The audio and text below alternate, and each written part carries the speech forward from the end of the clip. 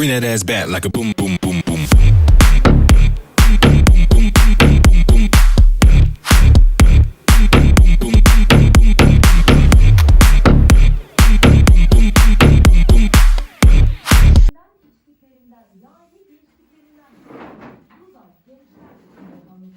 Konser, tiyatro, sinema yok.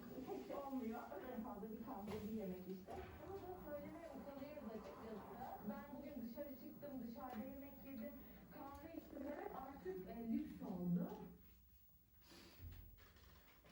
Efendim geçen yılın son çeyreğinde TÜİK'e göre genç işsizlik %21 ama iş bumu ümidini